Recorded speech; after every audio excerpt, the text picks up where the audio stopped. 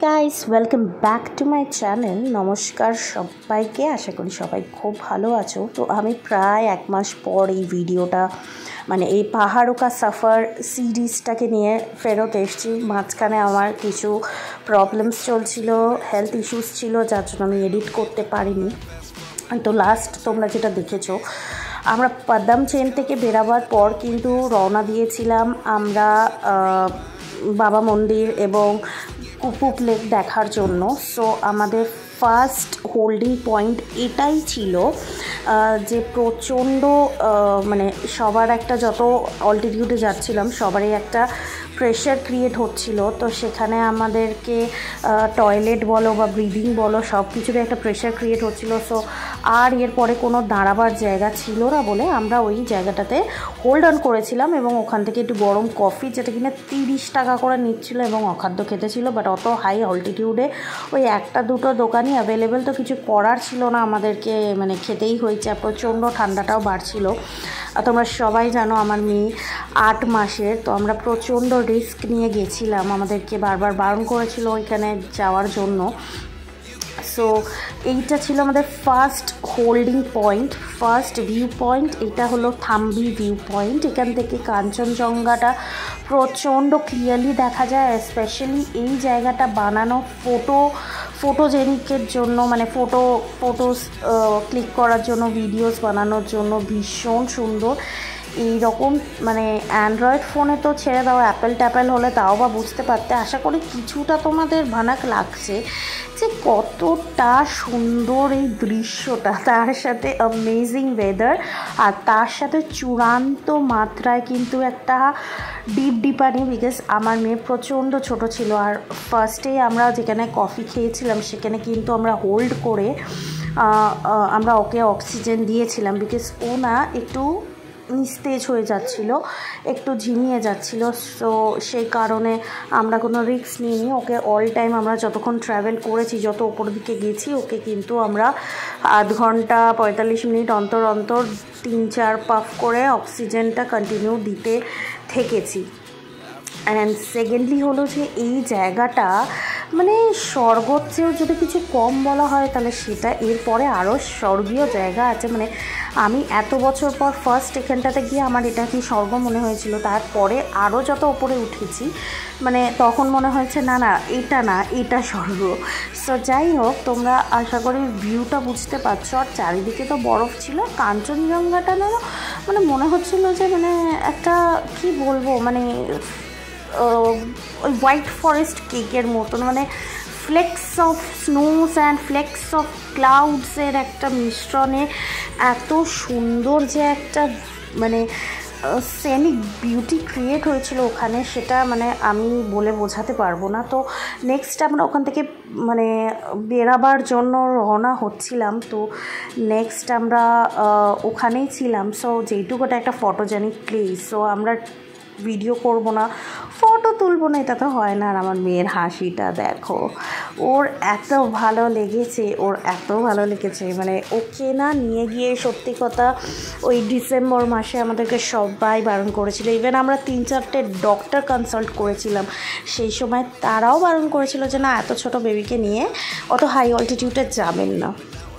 But একটা doctor তার মধ্যে থেকে আমাদেরকে বলেছিল যে বাচ্চাদের কিন্তু ঠান্ডার, স্পেশালি সিজারিয়ান বেবিদের কিন্তু ঠান্ডার দেশে অসুবিধা হয় না, বাট কিছু প্রায়ার প্রিকশনস নেওয়া দরকার। তো সেগুলো আমরা নিয়েছিলাম। তো হ্যাঁ, চলো এবারে শোনো, এখানে যে এই রাস্তাটায় আমরা ট্রাভেল করছি, ওই যে পাহাড়গুলো দেখছো, এগুলো কিন্তু ভুটানের বর্ডারের পাহাড়। এই পাহাড়গুলো ঠিক ওপারে কিন্তু ভুটানের আমাদের নেবার কান্ট্রি, আর ভুটান আর নেপাল দুটোই আছে। সো ওই আমাদের যে ড্রাইভার দাদা ছিল, দাজু আমাদেরকে এটাই দেখাতে নিয়ে যাচ্ছিলো যে এই যে पहाड़ों के पीछे भूटान है और नेपाल है और चाइना बॉर्डर भी है। Of course we are in the silk route, I mean on the silk route, sorry. তো তারপরে তো আমরা নেক্সট, এটা ইয়ামথাং ভ্যালিটা, এটা সৌন্দর্যটাই আলাদা। আমার ওখানে গিয়ে এতটা বেশি খিদে পাচ্ছিল, এবং যাতে আমার ফ্যামিলি মেম্বার্সরাও একটু প্রেশার ক্রিয়েট হচ্ছিল। তো সবাইকে দেখে আমি নিজেকে ঠিক রাখার চেষ্টা করছিলাম। সো আমি কিছু খেতে শুরু করেছি যাতে আমার ব্রিদিং প্রবলেমটা না হয় প্রপারলি, বিকজ আমাকে নিয়েই সবাই বেশি কনসার্ন ছিল, মেজরলি আমার অ্যাজমার প্রবলেম আছে বলে। তো যাই হোক, তো এইখানটাতে দেখো মানে পুরো মানে জমা জমা বরফ। আমরা প্রপার বরফের জায়গাটায় যাইনি, বিকজ আমরা চাইছিলাম যে জাস্ট আমরা জিনিসগুলো দেখে ওখান থেকে বেরিয়ে আসবো, কারণ আমার মেয়েটা প্রচণ্ডই ছোট আর ও একটু সত্যি কথা বলতে ও একটু নিস্তেজ হয়ে যাচ্ছিল, বিকজ অল্টিটিউডটা তো অনেকটা, প্রায় 14,000 ফিট, 16,000-এর কাছাকাছি। সো এখানে একটুখানি ভুতুর বাবা, মামা, মিমি সবাই মিলে ঝুড়ো বরফ যেটুকুনি পাওয়া গেছে রাস্তার ধারে সেটাকে নিয়ে একটু এনজয় করছিল। আর আমাকে তার আগে অনেকবার বরফ দিয়ে অ্যাট্যাক করা হয়েছে, সো আমিও ছাড়ার পাত্রী নই, আমিও ছুঁড়ে মেরেছি বরফ। তো যাই হোক, হাত জাস্ট কি বলবো, মানে হাত মানে পাথরের চেয়েও বাচ্চার যদি কিছু থাকে সেই রকম হয়ে যাচ্ছিলো বেসিক্যালি। মানে এত ঠান্ডা ছিল, মানে আমরা এই কলকাতার লোক ওই রকম মানে যারা আমরা এই 47-42 ডিগ্রি গরমে থেকে অভ্যস্ত, সেখানে আমরা যদি ফট করে -5, 6, 7 ডিগ্রিতে চলে যাই, সেটা যে মানে কতটা আমাদের পক্ষে, মানে তখন আমার লিটারেলি মনে হচ্ছিল যে না বাবা গরম পরে কলকাতায় ওটাকে সহ্য করে নিতে পারবো, বাট এই ঠান্ডাটা নিতে পারছি না। প্লাস আগের দিন রাত্রিবেলা পাদামচেনে ফরেস্ট এরিয়াতে, মানে পাইন ফরেস্টে যেখানে আমাদের হোমস্টেটা ছিল, সেটা যে কী প্রকারে ঠান্ডা ছিল, মানে রাতটা যে কিভাবে কেটেছে তার মধ্যে এই সব জায়গাগুলো, ইট ওয়াজ লাইক মানে কি বলবো, যতটা সুন্দর দেখতে তার চেয়েও ভয়ঙ্কর এটার অভিজ্ঞতা। মানে It's kind of funny that the more we pass time, the more we need to set the rewind. And 19 was the year I had to leave you, but now I'm seeing all the signs. Is this really happening? I can't believe it's true. I'm just as surprised as you. Is this really happening? I can't be too sure, but one day I'll be yours again.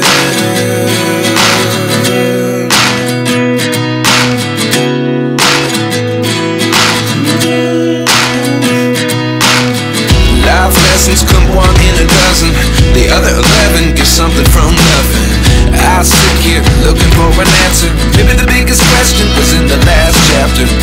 You gave me the soul I have today. Without you I never could have moved away, but now I see what you teach. I do believe I always should have stayed. Yeah. Is this really happening? I can't believe it's true. I'm just as. এই বাবু বেচি কটা তোর আবার তবে রে বেচি কিছু বই না বই একেবারে চার। তুই কোথায় আছিস এখন? হ্যাঁ কোথায়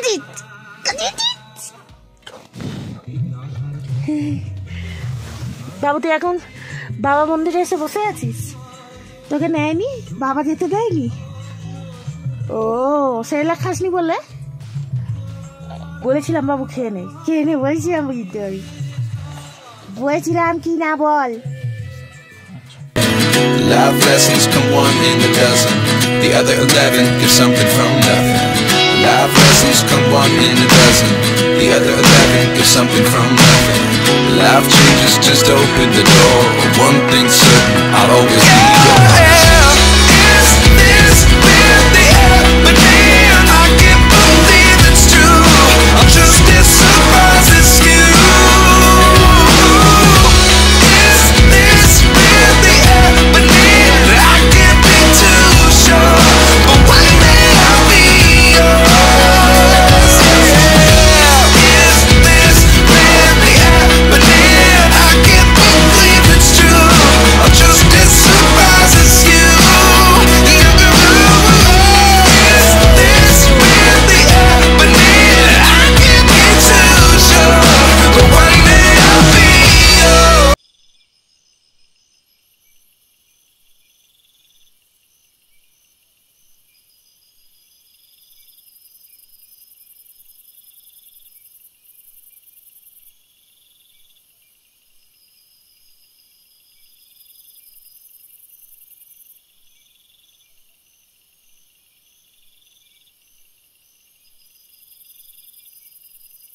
ওকে, তো নেক্সট আমাদের সব ভিউ পয়েন্ট দেখার পর আমরা এসেছিলাম বাবা মন্দিরে। তো বাবা মন্দিরে কম বেশি হয়তো সবাই অনেক কিছুই জানো, এবং এখানে দুখানা বাবার অফিস আছে, বাবাজিকে ওনারা পুজো করেন ইন্ডিয়ান আর্মিরা।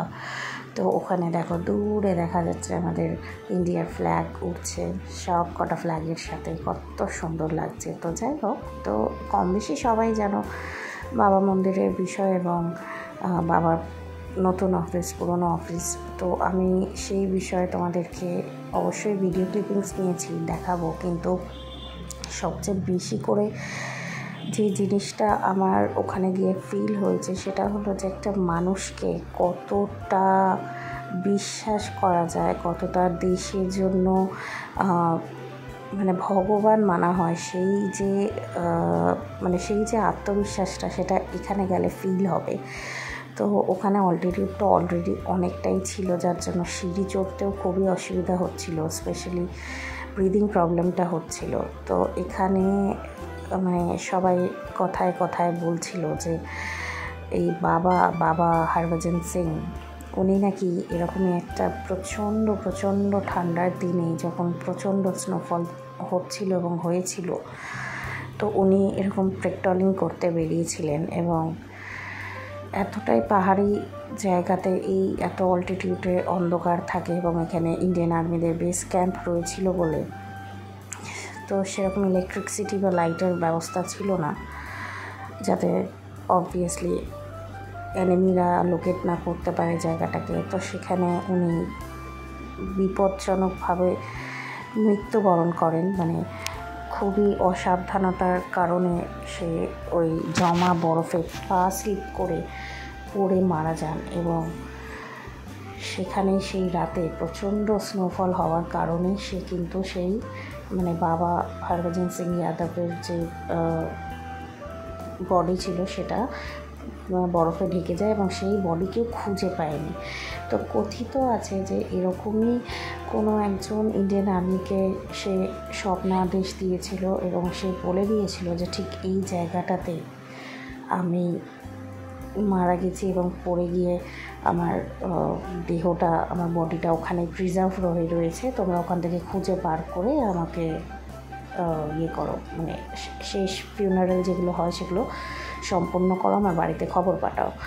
তো অ্যাজ ইউজুয়াল সেই ইন্ডিয়ান আর্মি যায় এবং ঠিক সেই জায়গাটাতে গিয়ে বাবার বডি পাওয়া যায়। এবং তখন থেকেই খুব ভালো, মানে তখন থেকেই আর কি বাবাকে তারা ভগবানের মতো দেখে।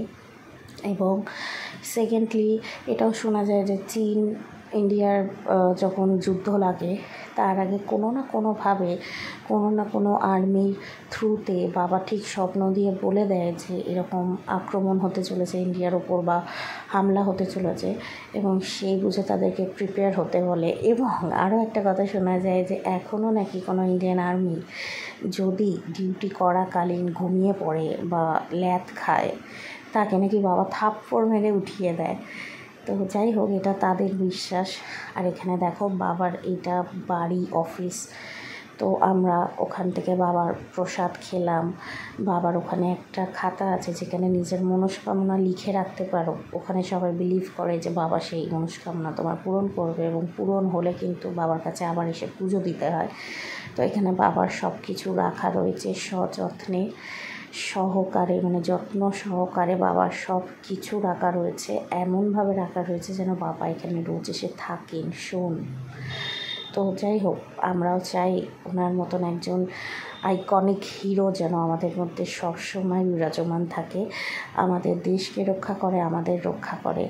তো এই জায়গাটা খুব সুদিং। তো শেষ আমাদের যেটা পয়েন্ট ছিল ঘুরতে যাওয়া, সেটা হলো এই পুপুপ লেক বা এলিফ্যান্ট লেক। এর শেপটা নাকি এলিফ্যান্টের মতো। তো যাই হোক, আমার যদিও বা অনেক রকম অ্যাঙ্গেল থেকে দেখেও এটা এলিফ্যান্ট লেক আমি বুঝতে পারলাম না, বাট নিশ্চয়ই এটা তাই, শেপটা ওরকমই, হয়তো আমি বুঝতে পারিনি, অন্যরা বুঝতে পেরেছে। তো এটাই ছিল আমাদের লাস্ট ডে 5-এর লাস্ট ভিউ পয়েন্ট। এবং তারপর আমরা রওনা দিলাম একদম নিচের দিকে, মানে এটাই আমাদের লাস্ট হাই অল্টিটিউড ভিজিট ছিল সিকিমের। তো তারপরে মানে জুলুকে। তো তারপরে আমরা হোটেলে ফিরে গেলাম। আর তোমাদের ব্লগটা কেমন লাগলো সেটা অবশ্যই আমাকে জানিও। দেখা হচ্ছে নেক্সট একটা ব্লগে। শিগগিরই আমি এই সিরিজটা শেষ করব এবং ওখানে কিছু এক্সপিরিয়েন্স আর ওখানের কিছু জিনিসপত্রের রিভিউ আমি দেবো একটা Q&A ভিডিওতে। তো সেটার জন্য তোমরা দেখতে থাকো, সাবস্ক্রাইব করো। Love you all. চলো টাটা, বাই।